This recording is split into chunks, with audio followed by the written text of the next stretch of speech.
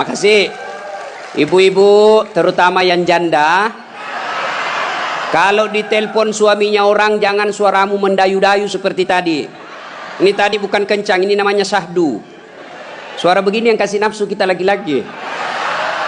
Assalamualaikum ibu. Waalaikumsalam. Bagaimana suaminya orang tidak tergoda? Lagi di mana ibu? Di rumah aja pak. Coba dong yang keras. Assalamualaikum. Waalaikumsalam. Lagi di mana ibu? Di rumah. Lagi ngapain? Apa kau tanya-tanya? Oh, ndak diteleponnya lagi kau besok. Ini Waalaikumsalam. Caleda. Wih, ada juga Bugis di sini. Wih, boleh tahan ini bubuhan Bugis. Saya ke Banjarmasin banyak orang Bugis. Saya pergi Kota Baru banyak orang Bugis. Saya pergi Pagatan, bahasa Bugis orang di sana. Begitu saya masuk penjara banyak juga orang Bugis. Simpan dulu HP-mu bos. Dengar ceramah dulu. Woi, ibu, simpan dulu, simpan. Ibu yang pegang HP selama saya ceramah, saya doakan suaminya kawin lagi. Saya di Makassar bu, ada ibu-ibu, saya lagi ceramah, dia membelakang. Dalam hati saya, barusannya ada orang saya ceramah, dia belakangi saya. Ternyata dia ambil HP-nya, selfie. Dia belakangi, baru dia tulis di WhatsApp-nya, latar belakang das atlatif. Woi, saya dijadikan background. Selesai ceramah dia kejar lagi saya. Ini yang kasih repot kita bib sekarang. Kejar, Ustaz, boleh selfie. Terpaksalah dilayani. Kalau enggak dia bilang kita sombong sampai mati. Sudah selfie dia bilang ulang Ustaz, kabur. Ulang lagi Ustaz, kabur Ustaz. Bukan HP kabur, mukamu yang kabur. Jadi bapak-bapak nanti kalau minta maaf sama istri, itu syaratnya. Jabat tangan, senyum, pandang matanya, sebut dosa. Jadi kalau suami minta maaf ibu, suruh sebut judulnya. Apa judulnya pak? Tiba-tiba minta maaf. Enggak enak, nanti kau ngamuk lagi. Bilang apa? Ustadz Dasat bilang harus sebut. Apa? Mohon maaf ibu. Dulu waktu saya tugas di Banjarmasin, saya hilaf. Ada perempuan mirip betul sama Pian. Maafkan saya selingkuh ibu. Dia bilang istrinya, enggak apa-apa pak, saya maafkan. Memang itulah manusia biasa, kadang-kala kita hilaf. Saya maafkan kau karena bulan lalu saya juga selingkuh.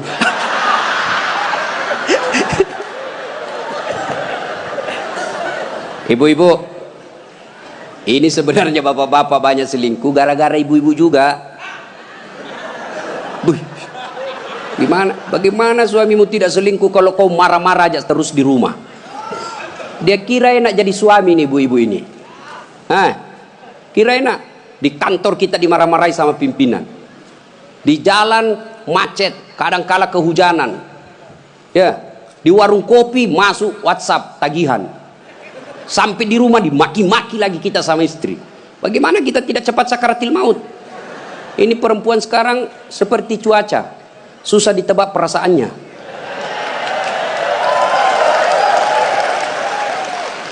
Dia kira enak laki-laki. Ibu, dengar ibu. Hui, ibu, ada 4 perempuan yang menjadi penghuni api neraka. Dengar ini. Terancam ibu-ibu. 1, kata Nabi, mereka yang selalu bicara kasar sama suaminya. Apa kau anak muda, ada istrimu? Boleh marah sama suami bu, boleh marah manusiawi, tapi jangan memaki. Ini kalau marah la haula wala quwata illa billah, keluar semua kebun binatang di mulutnya. Bagaimana kita betah di rumah kalau ngomel aja kerjanya? Jadi, ibu, coba dengar itu laki-laki, coba lihat itu laki-laki. Kami pikir ibu bagaimana supaya ibu bisa pakai AC di kamar. Pak, kami pikir bagaimana supaya ibu bisa pakai emas pulang kampung dihargai sama keluarga. Kami pikir bagaimana supaya kalian bisa dibelikan mobil supaya tidak hitam kulitmu. Itu dipikir sama suamimu. Makanya jangan suka marah-marah. Takbir. Ada di sini takut sama istrinya? Ada? Berhenti kau jadi laki-laki. Ngamuk Ustaz. Kalau dia ngamuk enggak apa-apa. Dia pecahkan piring satu, pecahkan satu lusin. Dia pecahkan semua. Kenapa? Piring, gelas boleh dibeli. Harga diri sebagai suami tidak boleh diinjak-injak istri. Takbir. itulah yang takut sama istrinya. Oi bu, oi. Satu, perempuan yang menjadi penghuni api neraka yang suka bicara kasar. Boleh marah, tapi jangan memaki. Marah silahkan, manusiawi. Tapi jangan memaki-maki. Goblok memang kau jadi laki-laki. Sudah goblok, hitam, gendut. Wah, ini penghuni neraka ini.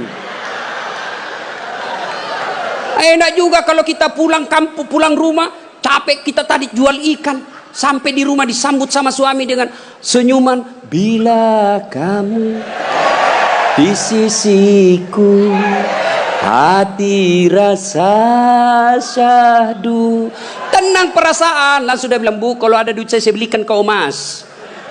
Masuk lagi kamar suami, berantakan kamarnya, marah-marah, peluk suami kita sambil menyanyi. Insaflah wahai manusia, bila dirimu bernoda. Itu kan lagu-lagu ibu-ibu dulu, lagu-lagu nasihat. Iya toh? Mungkin Tuhan mulai bosan melihat tingkah kita yang selalu salah dan bangga dengan dosa-dosa, atau alam mulai enggan bersahabat dengan kita. Coba kita bertanya pada rumput. Itu. Jadi kalau suaminya susah rezekinya, singgung dengan itu lagu. Mungkin kau banyak dosa. Itu lagunya ibu-ibu dulu. Sekarang lagunya ibu-ibu apa? Yo ayo, yo ayo, yo ay, beleng-beleng. Senamlah dia di depan kantor bupati. Ibu-ibu di depan, bajunya sempit, roknya sempit. Bapak-bapak di belakang. Ibu-ibu di depan lah jadi pelatih. 1, 2, bapak-bapak di belakang. 3. Bagaimana enggak beleng-beleng semua ini? Putar ke kiri. Apa lagu-lagu begitu? Coba kalau salawat kayak tadi, nyaman perasaan. Ya, woi, ibu. Nah, 1, boleh marah, jangan memaki. 2, perempuan menjadi penghuni api neraka. Mereka yang membebani suaminya melebihi kemampuan suami. Suaminya gajinya cuma 4 juta, tapi gaya hidupnya 7 juta. Kayaknya banyak penderita di sini ya. Hei, ibu-ibu, kenapa kita miskin? Karena kehidupan, gaya hidup kita melebihi rezeki. Allah kasih rezeki 5 juta 1 bulan, tapi gaya hidupnya 8 juta. Akhirnya apa? Ngambil kredit, tidak bisa tenang. Coba kalau gaji kita 5 juta, gaya hidup kita 3 juta, insya Allah tenang perasaan. Kita miskin karena melebihi kemampuan kita. Maka suami kalau rezekinya 3 juta, jangan kau bebani. Ini kan tidak dibebani suaminya. Datanglah itu tukang kredit mobil. Bu, kalau ada mobil bu, tenang ibu. Ibu sudah tidak kehujanan. Pulang kampung nanti, ibu enak lagi. Satu keluarga, nggak perlu lagi naik PT-PT. Enak kan? Ini namanya penjual mobil. Semua enak dia cerita. Dia tidak cerita bagaimana kalau kempes banyak. Bagaimana kalau mogok mobilnya? Tidak ada cerita itu. Akhirnya apa? Usullah kepada suaminya, bang, masukin aja deh sertifikat rumah supaya kita bisa mobil. Akhirnya apa? Bulan pertama masih bisa dibayar cicilannya. Bulan kedua tidak bisa. Bulan ketiga, 4 tidak bisa. Akhirnya apa? Diambil mobilnya. Sudah diambil mobilnya, diambil pula sertifikat rumahnya digadai. Mengamulah gara-gara kau yang tidak bersyukur ini.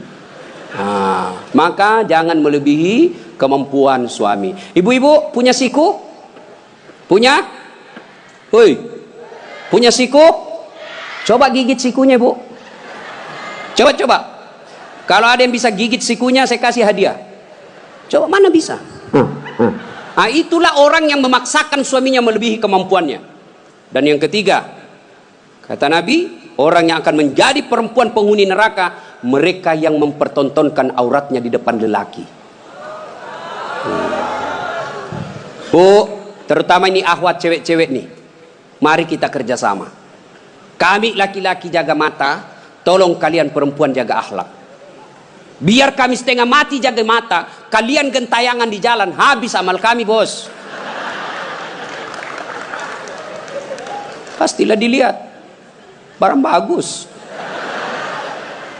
Dia bilang, dilihat. Haram tidak dilihat. Barang bagus, maka solak-solak kok bos. Ya? Yang keempat, orang yang akan menjadi perempuan penghuni api neraka, mereka yang tidak mendirikan sholat. Inilah perempuan memang paling banyak tidak mendirikan sholat. Kapan? Selesai haid. Haid 5 hari tambah bonus 2. Dia bilang suaminya, kenapa belum sholat sayang? Biasanya cuma 5 hari. Orang belum bersih, masih ada sedikit-sedikit. Dia bilang suaminya, bohong. Apa bohong? Saya kasih lihat kau. Apa mau dikasih lihat? Ketawa baru kau yang begitu. Kapan lagi perempuan banyak tidak sholat? Kalau ada pengantin, mukanya dikira tembok, coklat, biru, krim, abu-abu, jilbabnya 3 lapis, kuning, coklat, jilbab sakaratil maut. Ibu bapak saudara-saudara sekalian ya. Jadi orang yang menyesal di akhirat kelak, mereka yang memutuskan persaudaraan. Maka sebentar ini kalau ada tetangga kita pernah kita sakiti, minta maaf lalu kembalikan barangnya orang. Pegawai-pegawai negeri yang pernah ngambil mesin komputer di kantor, kasih kembali bos. Ya? Dan itu kalau tidak dikembalikan, ketika kita di padang mahsyar, dipanggil kita satu-satu.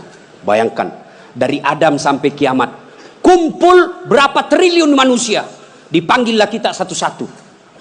Siapa dulu yang dipanggil? Nenek kita yang duluan mati? Tidak. Kakek kita yang duluan wafat? Tidak. Leluhur kita yang duluan wafat? Tidak. Lalu siapa dulu yang dipanggil? Nama-nama Islam dulu. Abdul Rahman, Abdul Jabbar, Siti Fatimah, Aisyah, Mutmainnah, Das'at Latif. Itu dulu dipanggil. Cuncung di belakang kok bos. Dipanggil juga tapi mondri kok bos. Maka jangan berkata apa arti sebuah nama. Nama itu penting. Begitu pentingnya sebuah nama sehingga Nabi jelaskan ada 3 kewajiban orang tua kepada anaknya. 1 diantaranya memberi nama yang baik. Kenapa? Karena di akhirat digunakan ini nama. Nama-nama Islam dulu. Tony, Johnny, Rudy, Ningsi, Nining. Dipanggil juga tapi di belakang bos. Habib Syekh, di depan. Das'at Latif nomor 2. Bayangkan, dipanggillah kita. Orang bilang apa arti sebuah nama? Coba bayangkan kalau tidak ada semua nama di sini. Yang paling repot caleg. Pilih saya siapa? Anu siapa? Anu. Coba kalau ada, coba sebut nama. Orang sebut nama minimal 2 saya bisa tahu. 1 suku, 2 agamanya. Nama Margono. Biasanya Jawa. Itu. Nama Ambok Dalle. Anda mungkin Cina. Masa Ambok Dalle Cina? Pasti Bugis. Ya kan? Nama. Yang kedua, nama adalah doa. Ketika nama anak kita Mutmainnah, orang yang memanggilnya wahai Mutmainnah, wahai kau jiwa yang tenang, berarti orang mendoakannya. Dan di akhirat dipakai kelak. Ustadz, bagaimana saya Ustadz? Sudah terlanjur namaku Ronaldo. Karena bapakku pecinta bola. Bagaimana caranya Ustadz? Ya Islamkan. Bagaimana cara mengislamkannya? Tambah Muhammad di depannya. Muhammad Abdul Ronaldo. Nggak nyambung Ustadz, biar nggak nyambung. Yang penting selamat kok bos. Masih ingat almarhum Presiden kita Soeharto? Sebelum beliau menunaikan ibadah haji, kan namanya cuma Soeharto. Setelah menunaikan ibadah haji, Raja Fat waktu itu sadar, wah menderita nih Pak Harto nanti kalau tidak diislamkan. Maka diislamkanlah namanya, ditambah di depannya Muhammad Soeharto. Ibu Tin juga ditambah di depannya Siti. Maka ibu-ibu yang sudah terlanjur namanya islamkan. Harus rubah KTP? Tidak. Yang penting misal ulang tahun. Saudara-saudara sekalian, hari ini nama saya islamkan. Yang tadinya Desi Ratnasari, saya menambah di depannya Siti Desi Ratnasari. Yang ketawa serius orang ini. Nama penting. Dan pada saat itu ketika kita dipanggil satu-satu, wajah-wajah kita di padang mahsyar tidak lagi seperti ini. Ada yang mukanya seperti ular. Kata Nabi, siapa yang muka ular? Mereka yang suka menjilat-jilat. Ini di kantor bupati banyak begini. Ya Pak, siapa. Ada juga orang itu pegawai kayak ndak punya lagi harga diri di depan bupatinya. Ya Pak, terserah Bapak. Wah. Cemen lu men. Ya. Yang kedua kata Nabi, ada juga nanti yang mukanya seperti anjing. Siapa muka anjing ya Rasulullah? Beliau menjawab, mereka yang disogok dan menyogok. Nah, ini termasuk anggota DPR nanti yang terpilih karena nyogok. Ada begitu di sini? Ada? Nah, kau salah, kenapa kau pilih? Tapi kau larang, tapi kau bilang wane piro. Nah. Lalu kata Nabi, ada juga nanti yang mukanya seperti tikus. Ya Rasulullah, siapa muka tikus? Mereka yang suka mengambil barangnya orang. Nah, ini yang ini di sini ya, yang suka korupsi dan disuruh pikul itu hasil korupsinya. Saya kalau lihat itu orang korupsi 3 miliar, 10 miliar, setengah mati dia pikul nanti itu. Dia bilang, mahasiswaku 10 miliar uang dolar Singapura Ustaz itu dikantongi ji. Saya bilang, jangan kau bayangkan uang Singapura, uang koin. Apa? Uang koin 10 miliar pikul kau itu. Nah. Ada juga kata Nabi yang nanti mukanya seperti kuda. Siapa muka kuda ya Rasulullah? Nabi menjelaskan, mereka yang suka mendahului imam ketika sholat berjamaah. Nah, ini anak muda ini yang banyak. Imam belum turun, dia sudah turun. Imam belum naik, dia sudah naik. Ditanya, kenapa kok cepat sekali? Dia bilang, ini orang tua Ustaz, sudah lowbat, saya masih full charge. Tidak boleh begitu bos. Ini juga imam kadangkala harus perhatikan. Ada juga kadangkala imam membalik-balik sunnah Rasul. Nabi jelaskan, kalau kau jadi imam, ringkaskan bacaan solatmu. Ini baru jadi imam, mau takbir aja sudah lama. Agak itu muakkak mani bawan selesai. Ada juga yang begitu. Kata Nabi, ringkaskan bacaan solatmu. Ringkas. Yang kedua kata Nabi, bacalah yang umumnya orang hafal. Tujuannya apa? Satu, orang bisa khusyuk mengikuti kalau yang dia baca hafal. Coba kalau imamnya membaca kul huwallahu ahad, anak-anak juga ikut di belakang kul huwallahu ahad, karena dia hafal. Begitu imam membaca surah Al-Baqarah ayat 10 sampai 115, la haula wala quwwata illa billah, dia khusyuk dengan bacaannya, kita khusyuk dengan hayalan. Kita mau ikut, tidak dihafal, mau ruku, belum selesai, terpaksa kita baca semua itu di dinding. Keadaan keuangan masjid, pengeluaran, saldo, waduh. Sudah dibaca satu tripleks, belum selesai bacanya imam, dibaca lagi kalender Persatuan Guru Republik Indonesia cabang Kabupaten Tanah Bumbu. Selesai lagi, belum selesai imam, dibaca lagi bajunya orang caleg DPR RI nomor urut 7 dari Partai Nasdem. Dibaca semua Pak. Siapa yang salah? Siapa salah? Imam. Makanya kata Nabi, baca yang umumnya orang hafal dan ringkaskan. Ada orang jadi imam, dites lah anak penghafal, kau jadi imam nak, mau didengar bacaanmu, jadi imam lah, hanya dia yang hafal. Begitu lagi sholat, tiba-tiba ada cicak jatuh, kena telinganya, stres hilang hafalannya. Apa sambungannya ini? Oh, dia lupa betul, hening satu masjid. Tiba-tiba imam berkata, tolong bantu di belakang. Dia bilang di belakang, saya juga tidak tahu. Tiba-tiba berteriak, kalau begitu ya sudah, Allahu Akbar. Memangnya anggota DPR. Saya punya pengalaman ini Pak, waktu saya kecil di kampung SMP saya waktu itu, sholat asar lama sekali imam sujud. Kenapa lama betul ini imam sujud? Ada apa ini? Tiba-tiba ada kawan saya nakal, diangkat kepalanya, hilang imam. Ternyata yang ditunggu sudah keluar. Dia keluar dari pintu samping, kacau sholat. Selesai sholat ditanya, Pak Imam, kenapa kau tinggalkan kami? Dia bilang, saya kentut nak. Pak Imam, lain kali kalau kentut kasih bangkit dulu kepala supaya kami lihat kau keluar. Dia bilang, saya sengaja, malu saya kau lihat. Kacau sholat. Siapa yang salah? Siapa salah? Siapa salah? Imam. Makanya hati-hati milih imam. Ya, ada lagi kejadian ini waktu saya kuliah KKN. Belum jadi ustadz saya waktu itu. Ada kawan saya dia pakai baju gamis. Wah, saya bilang pasti anak pesantren. Jadilah imam dia. Saya di belakang dua anak fakultas sastra. Begitu dia baca Al-Fatihah masih aman. Dia baca Al-Kafirun, dalam hatiku, cari penyakit ini orang ini. Bener, dia baca tidak mau sampai. Wala antum abiduna ma a'bud wala ana abidu ma abattum wala antum abiduna ma a'bud wala ana abidu ma wala antum tak putar. Temanku jengkel ini ada sastra, dia bilang, kenapa itu tak putar-putar? Lah sudah ini juga saya pikir. Kacau sholat. Makanya kalau imam salah, kacau jamaah kita. Makanya hati-hati milih imam. Kata Nabi, Milih imam itu tidak boleh sembarang. Jamaah makmum boleh, mulai dari orang waras sampai orang gila boleh jadi makmum. Mulai dari orang belum balik sampai dewasa boleh jadi makmum. Tapi imam tidak boleh. Kenapa? Salah imam, salah kalian. Jamaah. 2020 Tanah Bumbu akan milih imam. Bupati. Salah milih imam, salah kalian. Menderita kalian di kabupaten ini. Maka hati-hati milih imam. Pun kita jadi makmum juga tidak boleh sembarang.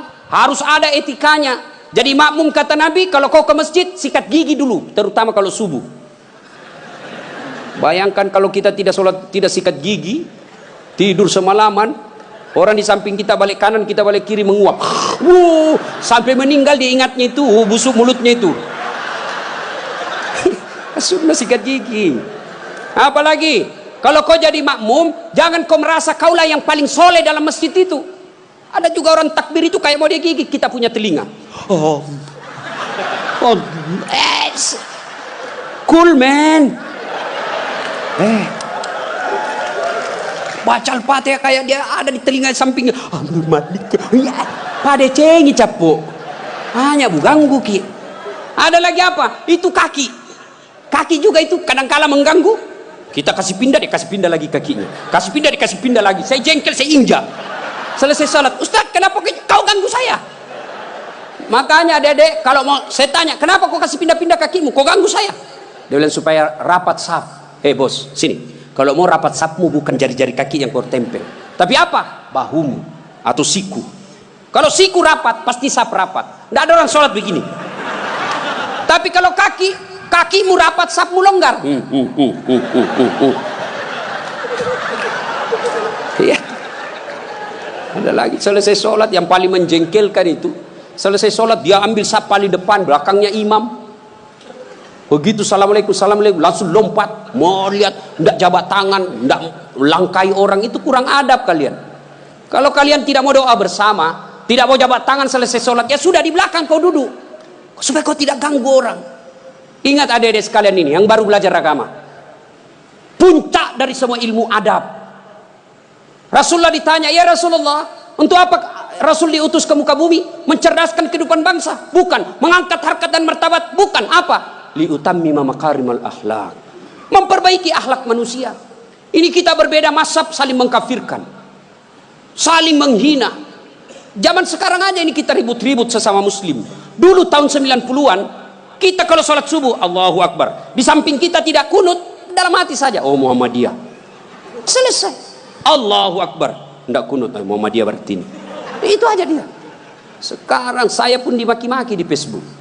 Apa kau Ustaz? Bicara-bicara sunnah, baru kau tidak pelihara sunnah. Kenapa kau tuduh saya tidak pelihara sunnah? Buktinya kau tidak pelihara jenggot. Ya mau diapa kalau tidak mau tumbuh? Saya sudah kasih minyak, Bib, tidak tumbuh-tumbuh. Malah marah istri saya. Ini Ustaz kasih kotor-kotor bantal. Kasih minyak nih Bu. Ya. Nah, saudara-saudara sekalian, ini golongan. Maka sebelum wafat, minta maaflah orang-orang yang pernah kita sakiti. Kalau ada berkaitan dengan barang, kembalikan. Ibu-ibu yang pernah ngambil sendoknya orang ketika pengantin, kasih kembali. Karena ada juga itu ibu-ibu Columbus. Tahu Columbus? Kelompok ibu-ibu pembungkus. Kalau ada pengantin dia bungkus semua kuai. Yang ketiga, penyesalan kata Nabi, yaitu mereka yang tidak menjawab salat, azan salat ketika azan berkumandang. Puasa, haji, zakat, sedekah, semuanya akan sia-sia ketika tidak mendirikan sholat. Adik-adik, kalian tidak usah malu kalau kalian tidak jadi pegawai negeri. Ibu-ibu, kalian tidak usah cemas dan merasa malu kalau sampai sekarang ini masih ngontrak-ngontrak rumah. Tapi malu dan cemaslah ketika sudah dewasa seperti ini, belum mendirikan sholat dengan sebaik-baiknya. Kalau sholat kita insya Allah baik, maka hidup kita akan diperbaiki oleh Allah Subhanahu wa Ta'ala. Kalau sholat kita bagus, Allah yang akan menyelesaikan semuanya. Di dunia ini tidak ada orang tidak punya masalah. Semua kita punya masalah, pasti. Jangankan kita, Nabi ada masalahnya. Malah di ibu-ibu yang tanya, Ustadz, bolehkah orang sholat itu tidak pakai BH? Kenapa bisa ibu? Panas ibu Ustadz, tidak ada AC, tidak ada kipas angin, kita baru pulang pasar. Boleh, tapi apa itu beradab? Ibu-ibu pergi ketemu gubernur tapi tidak pakai BH, boleh kan? Tidak Pak Gubernur. Mohon maaf ini Pak Gubernur. Coba. Ayo. Saya sholat Ustaz, betul kok sholat tapi main-main.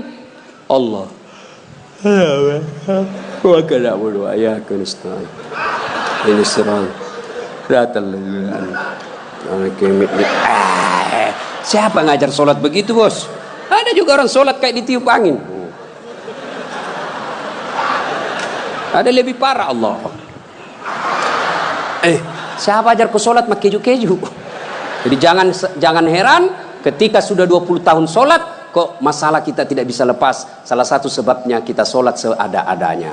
Bapak saudara-saudara sekalian, tepat tanggal 12 Rabiul Awal tahun ke-11 Hijriah, Rasulullah sallallahu alaihi wasallam demam.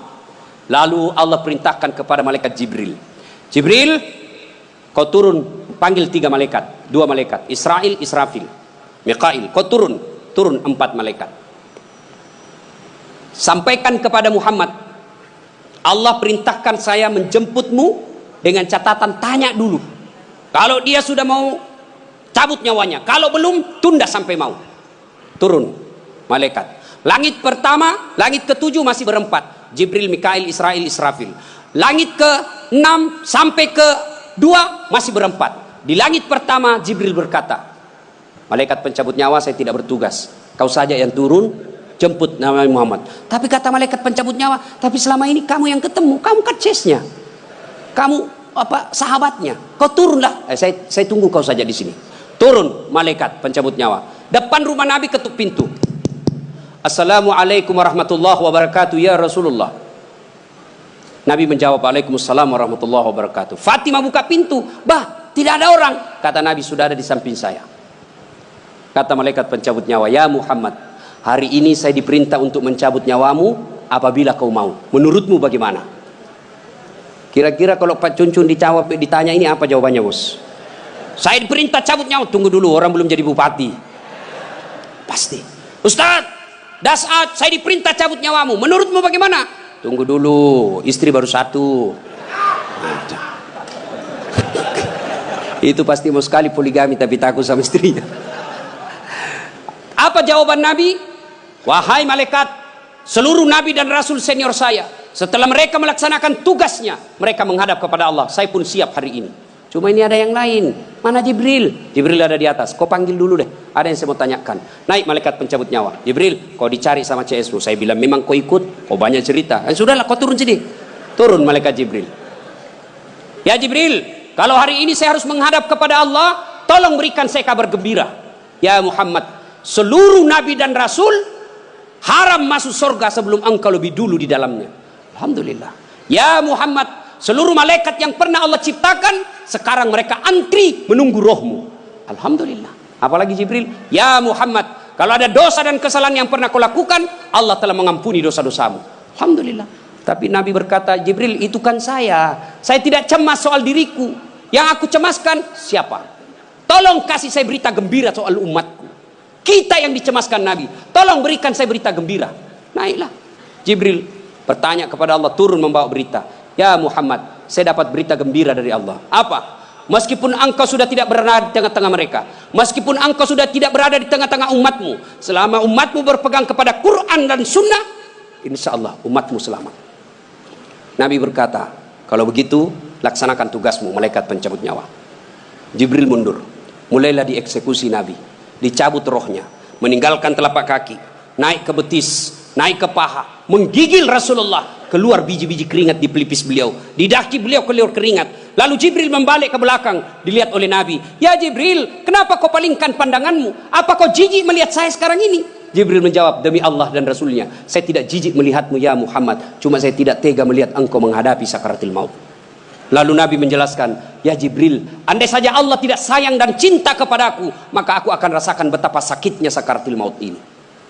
Sampai naik ke atas, sampai ke tenggorokan beliau, sampai ke bibir beliau. Beliau mewasiatkan 3 perkara. Kata Nabi, yang pertama, perempuan kalian, jaga perempuan di antara kalian.